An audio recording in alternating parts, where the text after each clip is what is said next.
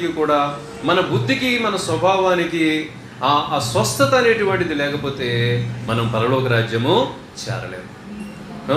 నరుని కోపము దేవుని నీతిని నెరవేర్చదు అని ఉందన్నమాట ఇక్కడ. అందుకే మరి పురుషులు కోపమును సంశయము లేని వారై ఉండాలి అని చెప్పి, పురుషులు మాత్రమే కోపం ఉంటుందా, స్త్రీలు కోపం ఉండదా అంటే కాదు.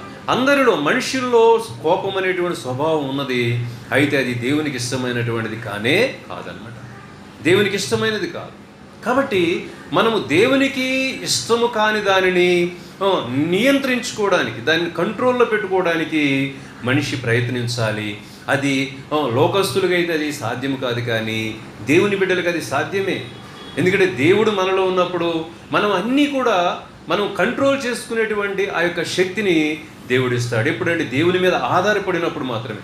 దేవుని నమ్ముకున్నప్పటికీ మనము మన యొక్క ఆలోచనలతో, మన యొక్క తలంపులతో, మన జ్ఞానముతో, మన శక్తితో, మన కలిగినటువంటి వాటి చేత మనము కొనసాగుతుంటే అటు వ్యక్తి దేవుని నమ్ముకున్నప్పటికీ కూడా అతనికి, ఆ వ్యక్తికి ఎటువంటి నియంత్రణ అనేటువంటిది ఉండదు.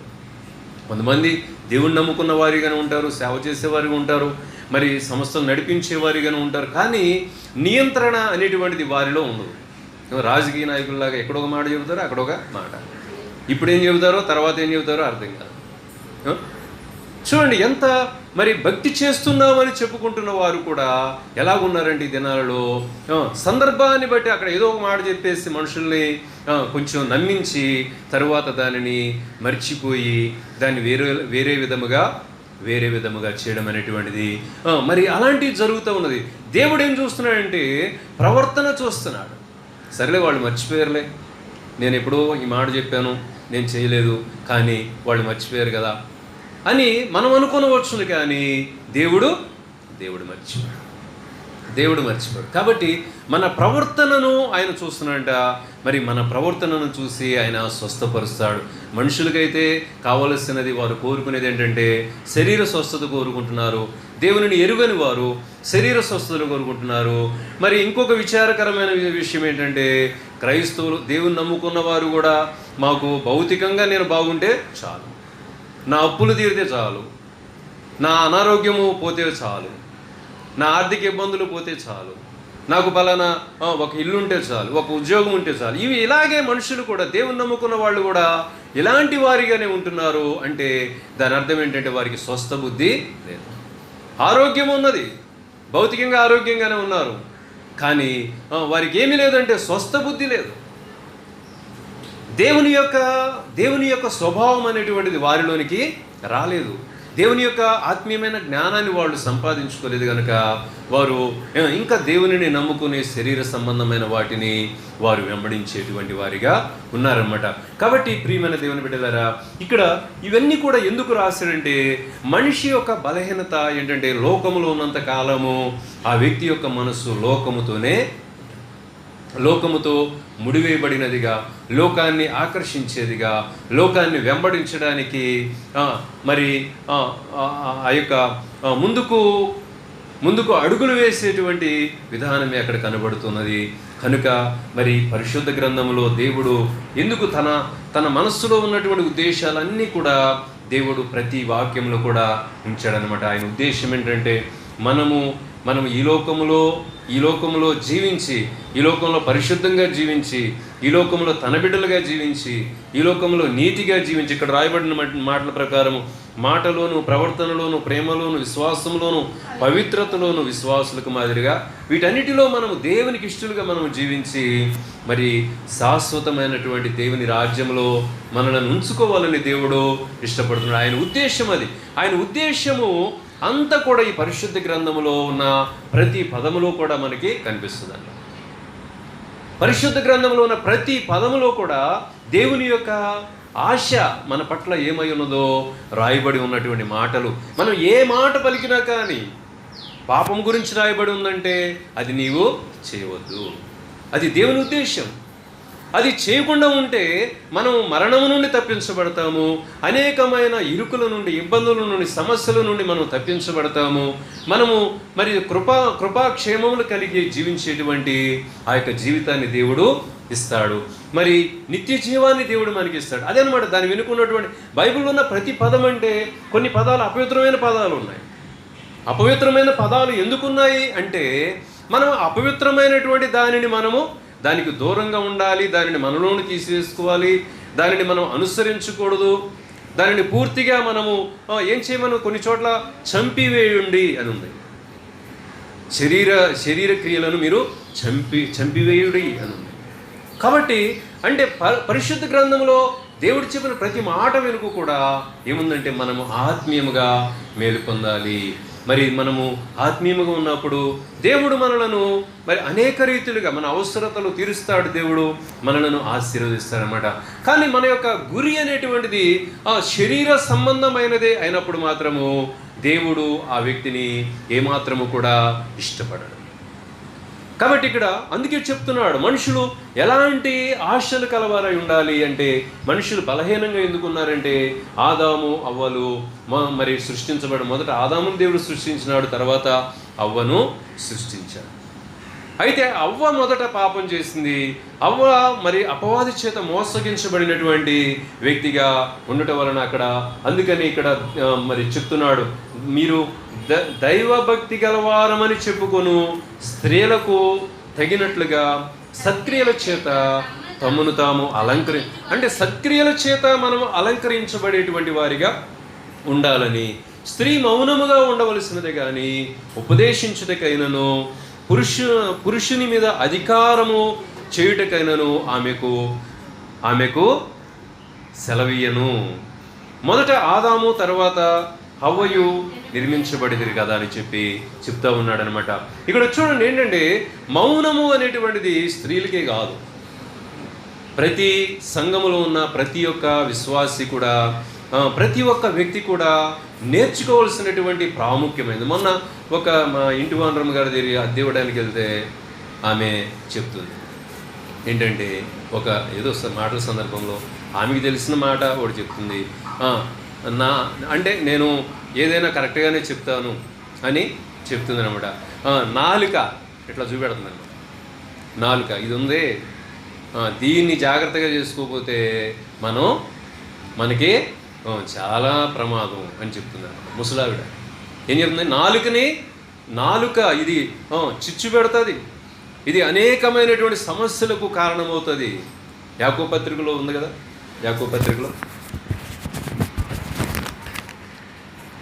అందుకే మాటలో అని మరి ఇందాక చెప్పాడు, తిమోతి పత్రికలో మాటలోను ప్రవర్తనలోను. చూడండి నాలుక గురించి ఇక్కడ యాకోబు పత్రిక 3వ అధ్యాయంలో 2వ వచనం నుండి మనం చూసినట్లయితే, అనేక విషయములలో మనమందరము తప్పిపోవచ్చున్నాము, ఎవడైనను మాట యందు తప్పని ఎడల అటివాడు లోపము లేనివాడై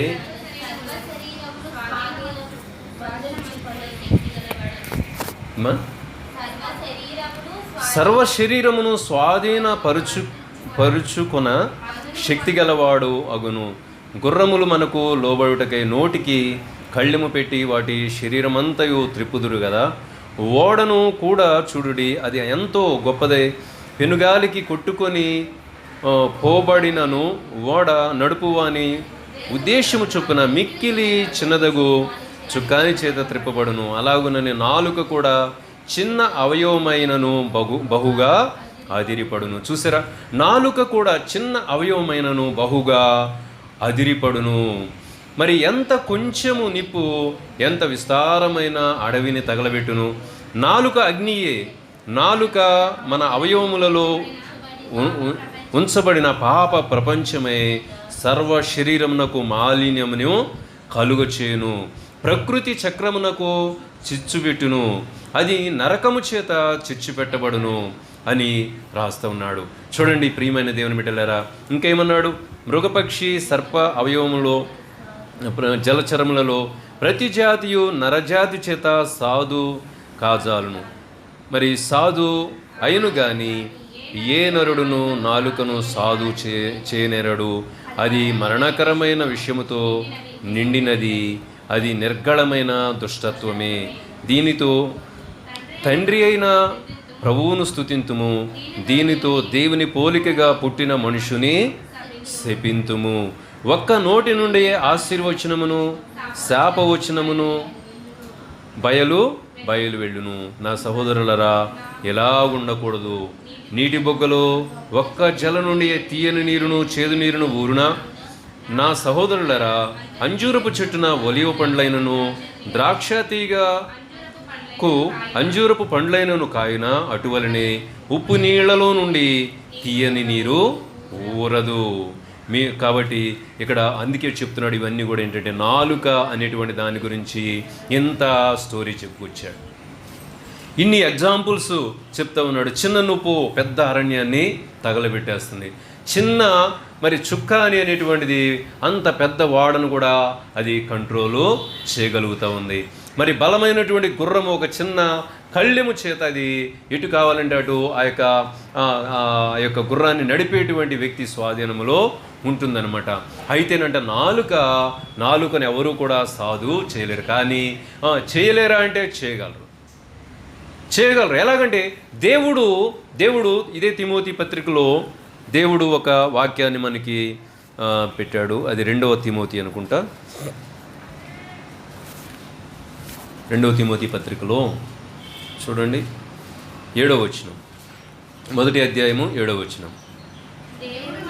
దేవుడు మనకు శక్తియు ప్రేమయు ఇంద్రియ నిగ్రహము గల ఆత్మను ఇచ్చను గాని పిరిగితనము గల ఆత్మను ఇయ్యలేదు. ఇక్కడ ప్రాముఖ్యమైనది ఏంటంటే ఇంద్రియ నిగ్రహము. ఇంద్రియ నిగ్రహం అంటే ఏంటంటే మనకి జ్ఞానేంద్రియాలు ఎన్ని 5 అనమాట. 5 జ్ఞానేంద్రియములు: కళ్ళు, ముక్కు, చెవులు, నోరు, చర్మము, నాలుక. ఇవన్నీ కూడా ఏంటంటే ఎవరైతే దేవుని యొక్క ఆత్మ కలవారిగా ఉంటారో, దేవుని యొక్క ఆత్మ అంట ఆ వ్యక్తికి ఏమిస్తుంది అంటే శక్తిని ఇస్తుంది. ఏమి శక్తి? మనం పోట్లాడే శక్తి దేవుడిచ్చేది కానే కాదు. పోట్లాడే శక్తిని ఇచ్చేది ఎవరంటే సాతానుడు ఇస్తాడు. ప్రతిదానికి మనము కోపించేవారిగా, లేకపోతే చిరాకు పడేవారిగా, ఇవన్నీ కూడా ఏంటంటే సాతానుడు మనిషిని స్వాధీనం చేసుకున్నప్పుడు వాడు ఏం చేస్తాడంటే అలాగూ చేస్తుంటాడు. కానీ దేవుడిచ్చేటువంటి శక్తి ఎలా ఉంటుందంటే సహించుకునే శక్తిని దేవుడిస్తాడు, క్షమించే శక్తిని దేవుడిస్తాడు, ప్రేమించే శక్తిని దేవుడిస్తాడు. ఇంకా ఆత్మ సంబంధమైనటువంటి మేలు అనేటువంటిది చేయడానికి దేవుడు ఏమిస్తాడంటే శక్తిని ఇస్తాడు. కాబట్టి ప్రియమైన దేవుని బిడ్డలారా, శక్తియు ప్రేమయు ఇంద్రియ నిగ్రహము కలిగిన ఆత్మ.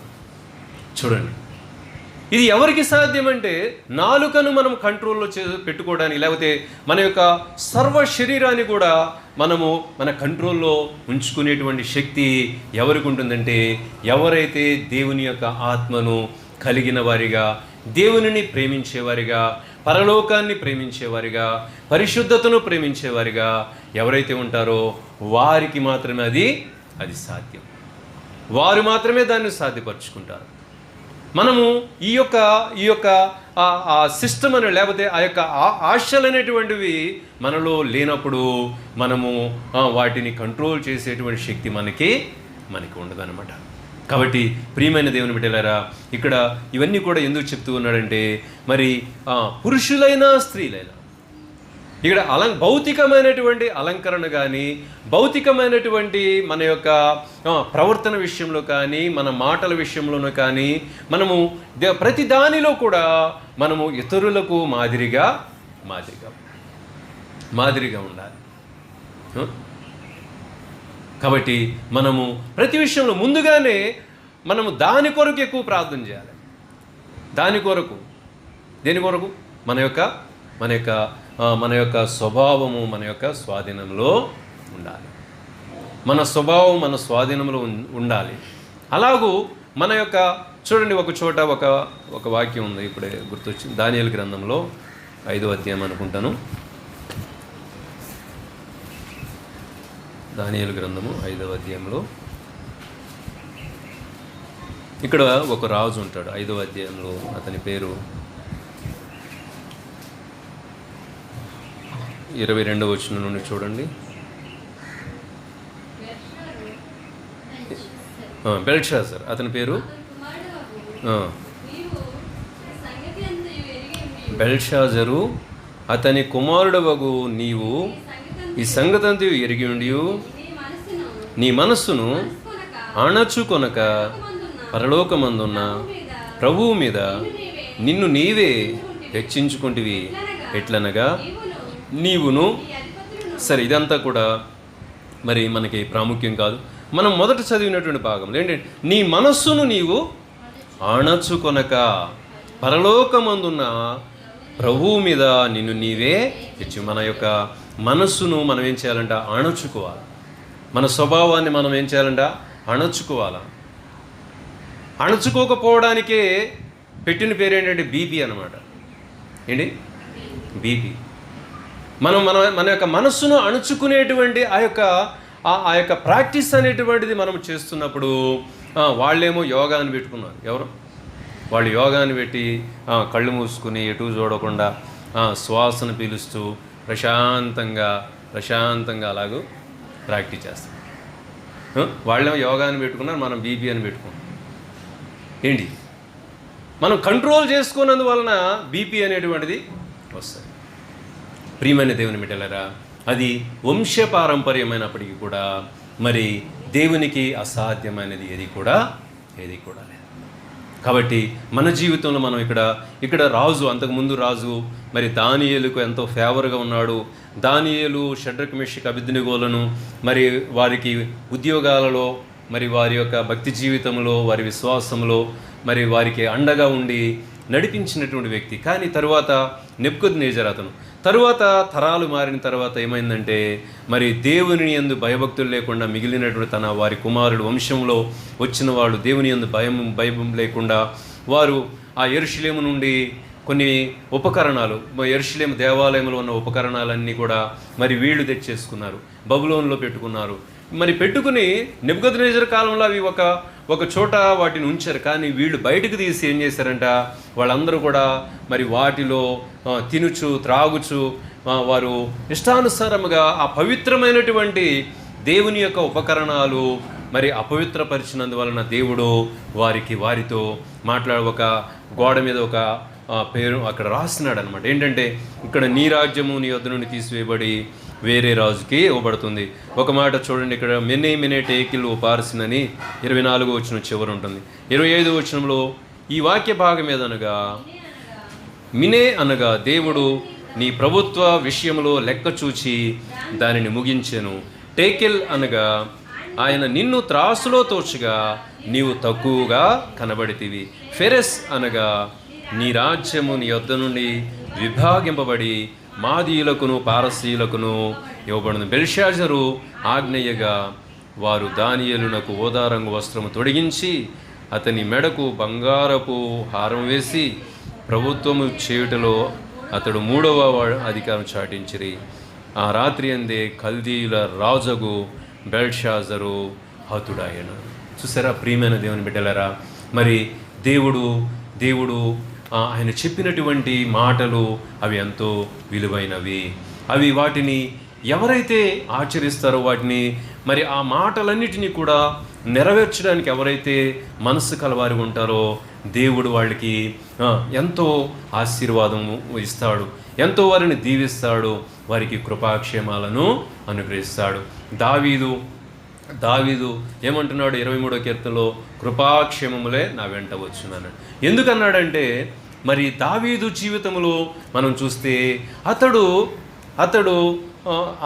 ఆ యొక్క శత్రువులైన వారిని కొంతమందిని చంపడానికి శక్తివంతుడైనప్పటికీ కూడా, అధికారం ఉన్నవాడైనప్పటికీ కూడా ఏం చేసినంటే కొంతమందిని క్షమించినాడు. షిమి అనేటువంటి వ్యక్తి దావీదుని ఏమంటాడంటే చచ్చిన కుక్క అంటాడు. చచ్చిన కుక్కవే నువ్వు అంటాడు. అంటే పక్కనున్న తన సైన్యంలో ఉన్న అధికారులు రాజా ఒక్క మాట సెలవిస్తే వాడి తలకాయి నరికి మీ దగ్గర తీసుకొస్తామంటారు వాళ్ళు. అంటే దావీదు అంటాడు సెరూయా అనేటువంటి అనే కుమారులు అన్నమాట. సెరూయ కుమారులు అబియా అని యోవాబు అని ఇద్దరు ఉంటారన్నమాట. వాళ్ళిద్దరిని సెరూయ కుమారులారా, నాతో మీకేమీ, దేవుడు ఒకవేళ అతనిని శపించమన్నాడేమో ఆ శాపమును నాకు ఆశీర్వాదముగా చేయునేమో, అది మనకు తెలియదు కదా, వాడిని శపించనివ్వండి అని చెప్పి అలాగూ ఆ వ్యక్తిని క్షమించి విడిచిపెడతాడు. అంతకంటే ముందుగా సౌలుని కూడా అనేక సందర్భాల్లో చంపడానికి అవకాశం వచ్చినా కానీ మరి సౌలును చంపకుండా దావీదు క్షమిస్తాడనమాట. ప్రియమైన దేవుని బిడ్డలారా, దేవుడు అందును బట్టి దావీదుని మరి ఎంతగానో ప్రేమించినాడు. ఎందుకంటే శత్రువును క్షమించే మనసు అది యేసయ్య మనస్సు అనమాట. మరి ప్రతి ఒక్కరిని ప్రేమించేటువంటి మనస్సు యేసయ్య మనస్సు. కాబట్టి మనము కూడా ప్రతి విషయంలో కూడా ఇందాక మనం చదివిన భాగంలో ఇందాక ఎక్కడ తిమోతి పత్రికలో చదివాం కదా.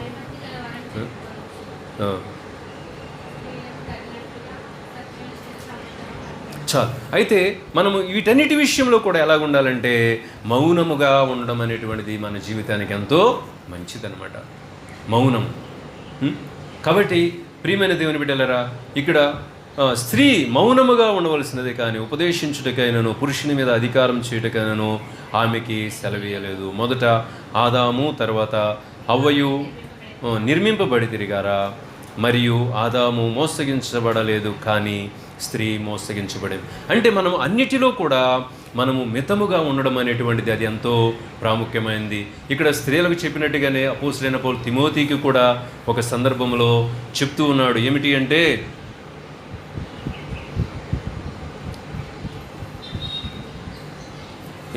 చూడండి, తిమోతి పత్రికలోనే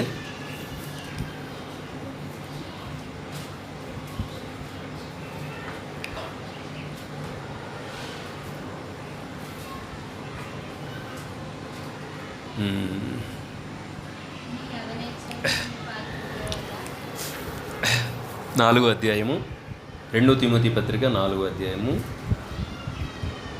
4వ వచనం.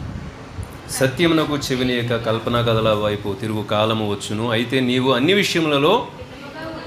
విషయములలో మితముగా ఉండుము.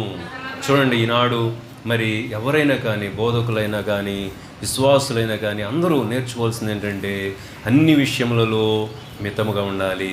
మరి నాకు ఒక న్యాయము నీకు ఒక న్యాయం అని ఎక్కడ కూడా దేవుడు చెప్పలేదు.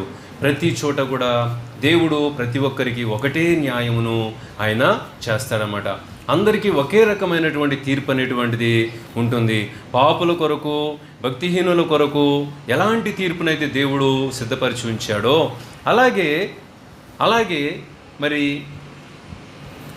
అలాగే నీతిమంతులైన వారి విషయంలో కూడా దేవుడు మరి అలాంటి తీర్పుని ఆయన ఉంచాడు. నీతిమంతులు ఎవరైతే ఉంటారో వారందరికీ ఒకే రకమైన తీర్పు, భక్తిహీనులు ఎవరైతే ఉంటారో వారందరికీ ఒకే రకమైనటువంటి తీర్పు అనేటువంటిది దేవుడు సిద్ధపరిచాడు.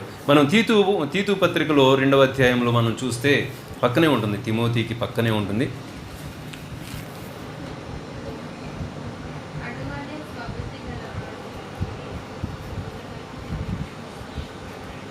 ఐదవ వచనం నుంచి చూడండి. ప్రవర్తన యందు ఉండవలెననియు దేవుని వాక్యమును దూషింపబడకుండా యవన స్త్రీలు తమ భర్తలకు లోబడి ఉండి తమ భర్తలను, శిశువులను ప్రేమించువారును, స్వస్థబుద్ధి గలవారును, పవిత్రులను, ఇంట ఉండి పని చేసుకుని వారును మంచివారునై ఉండవలెనని బుద్ధి చెప్పుచు మంచి ఉపదేశము చేయవారునై ఉండవలెననియు బోధింపుము. అటువలనే స్వస్థబుద్ధి గలవారే ఉండవలెనని యవ్వన పురుషులను హెచ్చరించుము. పరపక్షమందుండువాడు మనలను గూర్చి చెడు మాట ఏదైనా చెప్పనేరక సిగ్గుపడునట్లు అన్నిటి యందు నిన్ను నీవే సత్కార్యముల విషయమై మాదిరిగా కనపరుచుకున్నాము. నీ ఉపదేశము మోసము లేనిదిగాను, మాన్యమైనదిగాను, నిరాక్షేపమైన హితవాక్యములతో కూడినదిగాను ఉండవలను. చూడండి ఎలాంటి మాటలు మరి బోధిస్తున్నాడు అపోస్తలుడైన పౌలు, ఎలాంటి విషయాలను నేర్పిస్తున్నాడు. మరి ప్రతి ఒక్కరూ కూడా ఎలా ఉండాలి? మరి క్రైస్తవ సంఘములో దేవుని యొక్క బిడ్డలుగా ఎలాంటి ప్రవర్తన మనము కలిగి జీవించే వారిగా ఉండాలో అన్ని విషయాలు మనకి ఈ యొక్క వాక్యము ద్వారా తెలియజేస్తున్నాడు. ఎందుకు మనం అలాగ ఉండాలి, స్త్రీలైనా పురుషులైనా కానీ మరి అన్ని విషయములలో మాదిరి కలిగి దేవుడు నిర్దేశించినటువంటి రీతిగా ఎందుకు ఉండాలి అంటే ఒక దినము రాబోతూ ఉన్నది. ఆ దినమే అక్కడ తీతు పత్రికలోని మనం చదివిన భాగంలో 11వ వచనం నుండి మనం చూస్తే ఒక దినమందు మనము మరి దేవుని ఎదుట నిలబడవలసిన వారి ఉన్నాము. ఆ దినమందు మన యొక్క బుద్ధి, మన స్వభావములు, మన యొక్క క్రియలు, మన ప్రవర్తన ఇదంతా కూడా వాక్యానుసారముగా లేనిదిగా ఉంటే దేవుడు మనలను మరి పరలోక రాజ్యంలోనికి రానివ్వడు. పరలోక రాజ్యములో ప్రవేశించడానికి కావలసిన అర్హత లేని వారిగా మనము మిగిలిపోతామన్నమాట. కాబట్టి ప్రియమైన దేవుని బిడ్డ, అక్కడ రాయబడినటువంటి మాటలు ఏంటంటే, ఏలయనగా తీతు పత్రిక 2:11 ఏలయనగా సమస్త మనుషులకు రక్షణకరమైన దేవుని కృప ప్రత్యక్షమై మనము భక్తిహీనతను, ఇహలోక సంబంధమైన దురాశలను విసర్జించి శుభప్రదమైన నిరీక్షణ నిమిత్తము అనగా మహాదేవుడును మన రక్షకుడైన యేసుక్రీస్తు మహిమ యొక్క ప్రత్యక్షత కొరకు ఎదురు చూచుచు ఈ లోకములో స్వస్థ బుద్ధితోనూ నీతితోనూ భక్తితోనూ బ్రతుకుచుండవలెనని మనకు బోధించుచున్నది. ఆయన సమస్తమైన దుర్నీతి నుండి మనలను విమోచించి సత్క్రియలయందు ఆసక్తి గల ప్రజలను తన కోసరము పవిత్రపరుచుకుని తన సొత్తుగా చేసుకున్నటకు తన్ను తానే మన కొరకు ప్రకటించు. చూడండి ప్రియమని అప్పగించుకున్నాడు. ఎందుకోసమంటే మనము ఆయన ఎదుట ఎలా నిలబడాలి అంటే సత్క్రియలందు ఆసక్తి గల ప్రజలుగా మనం ఉండాలని, మరి దుర్నీతి లేని వారిగా ఉండాలని, స్వస్థబుద్ధి గల వారిగా ఉండాలని, మరి భక్తిహీనత లేకుండా ఉండాలని, ఇహలోక సంబంధమైన ఆశలను విసర్జించిన వారిగా ఉండి మరి మనం ఉన్నప్పుడు ప్రియమైన దేవుని బిడ్డలారా, మనం పరలోక రాజ్యంలో దేవునితో కూడా యుగయుగములు జీవించే భాగ్యాన్ని దేవుడు మనకు అనుగ్రహిస్తారన్నమాట. మరొక వచనము కూడా మనం చూద్దాం. మొదటి పేతురు పత్రిక 3వ అధ్యాయము 4వ వచనంలో మనం చూస్తే అక్కడ కూడా ఈ వాక్యములు మన జీవితంలో ఎప్పుడు కూడా మర్చిపోకూడదు. ఇవి మర్చిపోయామంటే ఆటోమేటిక్గా మనము దేవుని మర్చిపోతాం, దేవుని చిత్తాన్ని మర్చిపోతాం. మనం ఎలా ప్రవర్తించాలో మనము మర్చిపోతాం. మనం మర్చిపోయామంటే ఏమవుతుంది? పరలోక రాజ్యాన్ని మనం కోల్పోతాం అన్నమాట. కాబట్టి మొదటి పేతురు పత్రిక 3వ అధ్యాయము మరి మొదటి నుండి మనం చూస్తే, అటువలే స్త్రీలారా మీరు మీ పురుషులకు లోబడి ఉండుడి, అందువలన వారిలో ఎవడైనను వాక్యమునకు అవిధేయులైతే వారు భయముతో కూడిన ప్రవర్తన చూచి వాక్యము లేకుండానే తమ భార్యల నడవడి వలన రాబట్టవచ్చును. మరి చూడండి, కొంతమంది భర్తలు మార్పు చెందని వారు ఉంటారు, కొంతమంది భార్యలు మార్పు చెందరు, భర్తలు మార్పు చెందుతారు, కొంతమంది భర్తలు మార్పు చెందరు, భార్యలు మార్పు చెందుతారు. మరి ఇటువంటి పరిస్థితులలో మరి ఎంతవరకు మా వాళ్ళు మారలేదు, వాళ్ళు మారలేదు, వీళ్ళు మారలేదు అని మరి చెప్తూ ఉంటాం. పాస్టర్ గారు ప్రార్థన చేయండి, పాస్టర్ గారు ప్రార్థన చేయండి అని చెప్పేవాళ్ళు ఉంటారు. కానీ ఇక్కడ దేవుడు ఒక ఆప్షన్ అనేటువంటిది పెడుతున్నాడు. ఏంటంటే, ఎవరు ప్రార్థించకుండానే, నీవు ఆ వ్యక్తికి ఎటువంటి వాక్యము చెప్పకుండానే, అతనితో ఎటువంటి సాక్ష్యము చెప్పకుండానే నీ ప్రవర్తన ద్వారా నీ భర్తను నీవు మార్చుకొనగలవు. నీ ప్రవర్తన ద్వారా నీ భార్యను నీవు మార్చుకొనగలవు. చూడండి, ఒక కొరింథీ పత్రికలో కూడా ఈ మాట చెప్పాడు. ఏంటంటే, ఒక విశ్వాసి అయినటువంటి వ్యక్తి తన అవిశ్వాసి అయినటువంటి భార్యను తన యొక్క విశ్వాసమును బట్టి తన భార్యను మార్చుకునవచ్చు. ఒక అవిశ్వాసి అయినటువంటి భార్య తన యొక్క ప్రవర్తనను బట్టి, తన యొక్క విశ్వాసాన్ని బట్టి అవిశ్వాసి అయినటువంటి తన భర్తను మార్చుకుని, ఇదే వాక్యాన్ని కొంచెం వేరే వెర్షన్లో చెప్పాడనమాట. కాబట్టి మన ప్రవర్తనను బట్టి మార్చవచ్చు. కాబట్టి మనము ప్రియమైన దేవుని బిడ్డలారా, మన ప్రవర్తన విషయంలో మనము జాగ్రత్తగా ఉండాలి. అందుకే మన ప్రవర్తన కూడా ఇర్మియా గ్రంథంలో ఉంటుంది, అది మన కంట్రోల్లో ఉండదు. నేను ఎలా జీవించాలో నాకు తెలుసు అనుకుంటారు కొందరు. నాకెవరు చెప్పనవసరం, ఎలా జీవించాలో నాకు తెలుసు అంటారు లోకస్తులు. కానీ దేవుడు ఇర్మియా గ్రంథంలో అంటున్నాడు, ఒకని యొక్క ప్రవర్తన వాని యొక్క చేతిలో లేదు అంట. అది యెహోవా చేతిలో ఉన్నది, దేవుని చేతిలో ఉందంట. అందుకే సామెతల గ్రంథంలో సొలొమోను ఏం చెప్పాడు 3వ అధ్యాయంలో అంటే, నీ సుబుద్ధిని ఆధారం చేసుకొనక నీ ప్రవర్తన అంతటి యందు దేవుని అధికారమునకు ఒప్పుకొనుము.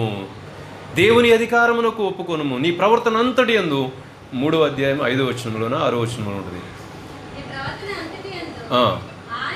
ఆయన అధికారమునకు ఒప్పుకొనుము, అప్పుడు ఆయన నీ త్రోవలను చూసారా.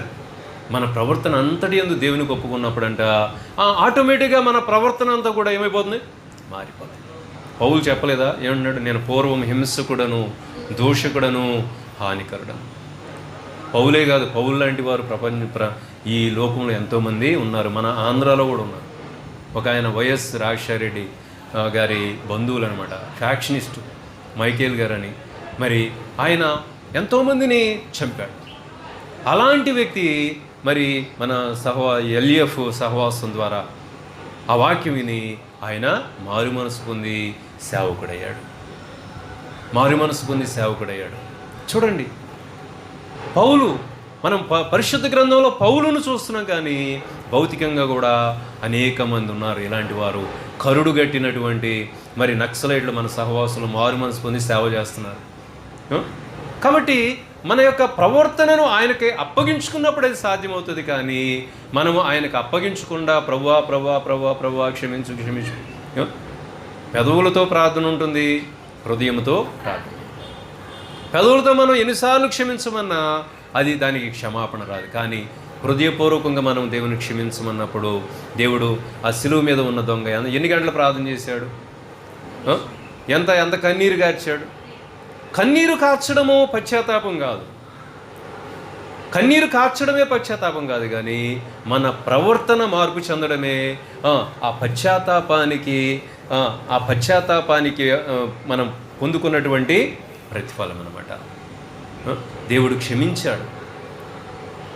కిందే బందిపోడు దొంగ అంటున్నారు, కానీ యేసుప్రభు అంటాడంటే నీవు నాతో కూడా నా రాజ్యంలో. కాబట్టి దేవుని ప్రేమ ఎంత గొప్పది. మన ప్రవర్తన అంతటి యందు ఆయన అధికారానికి ఒప్పుకున్నప్పుడు అది సాధ్యమవుతుంది. కాబట్టి మనమందరం కూడా మరి ఎక్కడ చదివాం, పేతురు 3వ వచనం నుండి, జడలు అల్లుకొనుటయు, బంగారపు నగలు పెట్టుకునుటయు, వస్త్రములు ధరించుకునుటయు మొదట అలంకారముగా మీకు ఉండక సాధువైనట్టు మృదువైనట్టునైనా గుణమును అక్షయ అలంకారము గల మీ హృదయపు అంతరంగ స్వభావము మీకు అలంకారముగా ఉండవలెను. అది దేవుని దృష్టికి మిగుల విలువ. చూసారా, దేవుని దృష్టికి విలువ కలిగినది ఏంటంటే భౌతికమైన అలంకరణ కాదంటే, కానీ ఏంటంటే అక్షయమైన అలంకరణ. అంతరంగపు రెండు పదాలు ఉపయోగించాడు. మీ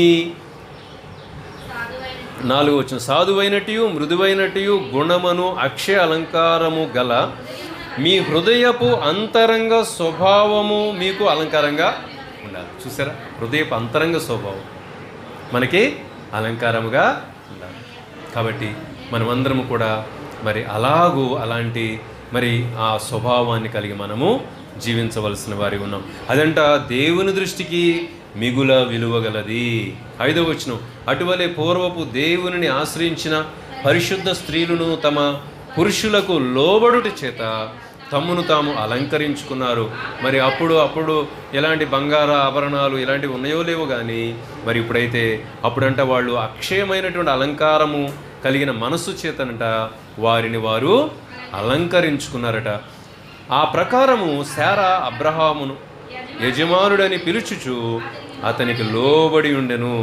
మీరును యోగ్యముగా నడుచుకొనుచు ఏ భయము నకును బెదరకయు ఇండినెడల ఆమెకు పిల్లలై. అంటే మనము దేనికి అంటే అపవాదికి మనం భయపడకూడదు. శరీర క్రియలు జరిగించేదాన్ని కూడా మనము భయపడకూడదు. మనము దేవునికి భయపడినప్పుడు ఏం జరుగుతుందంటే ఇవన్నీ కూడా మనకి సాధ్యమవుతాయి అన్నమాట. కాబట్టి మరి అదే పౌలు చెప్తున్నాడు, ఇవన్నీ కూడా మనం ఆత్మీయంగా సంపాదించుకోవాల్సినటువంటి ఆ యొక్క అలంకరణలు అనమాట. మనము సామెతల గ్రంథంలో ఉంటుంది కదా, అందము మోసకరము సౌందర్యము. అంటే 31లో ఉంటుంది చివరి వచనం, అందము మోసకరము, సౌందర్యము వ్యర్థము, మరి దేవుని యందు భయభక్తులు కలిగిన స్త్రీ కొనియాడబడును అని ఉంటుంది. దేవుని యందు భయభక్తులు కలిగిన స్త్రీ కొనియాడబడును. చూడండి, రూతు ఆత్మీయమైన అలంకరణను కోరుకున్నది. ఎస్తేరు ఆత్మీయమైన అలంకరణను కోరుకున్నది. ఇలాంటి వారు మనకి మాదిరిగా ఉండాలి. ఇలాంటి వారు మాదిరిగా ఉండాలి మనకి. కాబట్టి మరి చూడండి, కొందరు భౌతికమైన అలంకరణ కోరుకున్న వారు దేవుని దృష్టికి వారు పనికిరారు. భౌతికమైనటువంటి ఆ యొక్క జీవితాన్ని ఆశించేవారు, భౌతికమైనటువంటి వాటిని ఆశించేవారు దేవునికి పనికిరారు. కాబట్టి మనం ఆత్మ సంబంధముగా మరి దేవునికి ఇష్టలుగా జీవిస్తూ మనం అలాగూ ముందుకు కొనసాగుదాం. దేవుడు మరి చూడండి, ఒక వ్యక్తి భౌతికమైన మంచి జడ ఉన్న అమ్మాయిని పెళ్లి చేసుకోవాలనుకున్నాడు. ఏమనుకున్నాడు? మంచి జడ అందంగా ఉన్న అమ్మాయే పెళ్లి చేసుకోవాలని చూస్తున్నాడంట. ఎక్కడ కనపడ. జడ ఏంట్రా బాబు, ఆ అమ్మాయి ఉద్యోగస్తురాలు, మంచి జీతం వస్తుంది, అది ఇదని చెప్తున్నా కానీ అతనికి నచ్చట్లా. సరే, ఎక్కడో ఒక అమ్మాయి దొరికింది, చాలా బారుగా ఉందంట జడ. సరే, పెళ్లి చేసుకున్న తర్వాత మరి అత్తగారు ఒక మంచి కొత్త బండి ఒకటి కొనిచ్చారంట. కొత్త బండి కొనిస్తే ఏనేమో కొత్త బండి కదా, కొత్తగా పెళ్ళయింది కదా, ఇక ఏమో ముందే చెప్పిందంట, ఏమంటే కొంచెం మెల్లగానే పోనీయండి అసలు. అంటే మరి కొత్తగా పెళ్ళయింది కదా, మరి ఆయన పవర్ చూపించడానికి ఏం చేశాడు? కొత్త బండి, కొత్తగా పెళ్ళయింది, మరి ఒక ఏదో పాట పెట్టుకున్నాడంట. పెట్టుకుని మేఘాలలో తేలిపోయేలాగా స్పీడ్గా వెళ్ళిపోతుంటే ఏదో ఎగిరి అవతల పడిందంట. గాలికి ఎగిరి అవతల పడిందంట. ఏంట్రా ఏదో పడినట్టు ఉంది చూడంటే, ఇంకేంటి ఏం పడింది? సవరం అనమాట. ఆ జడ ఏంటి? అది ఒరిజినల్ జడ కాదు, అది పెట్టుకున్న జడ. కాబట్టి భౌతికమైనటువంటి అలంకరణ ఈ రోజుల్లో చాలామంది ఎన్ని చెప్తున్నా కానీ భౌతికముగా చూస్తున్నారు కానీ ఆత్మీయతను చూడటంలా. కాబట్టి మనము మరి ఆత్మీయమైన వాటిని ఆసక్తితో అపేక్షించండి, ఆత్మీయమైన వరములను ఆసక్తితో అపేక్షించండి అని చెప్పి మరి దేవుడు సెలవిస్తున్నాడు. కాబట్టి మనమందరం కూడా మరి అపోస్తులైన పౌలు ద్వారా దేవుడు చెప్పిన ప్రతి మాటను కూడా మన హృదయంలో భద్రపరుచుకొని మన వ్యక్తిగత జీవితంలో వాటిని మనము సాధన చేయాలి. అది ఒకరోజు, ఒక వారం, ఒక సంవత్సరం కాదు. మనం దేవుని రాకడ వచ్చే వరకు కూడా మనం వాటిని సాధన చేస్తాం. మన జీవితం మరి ఎప్పుడు ముగిస్తుందో మనకి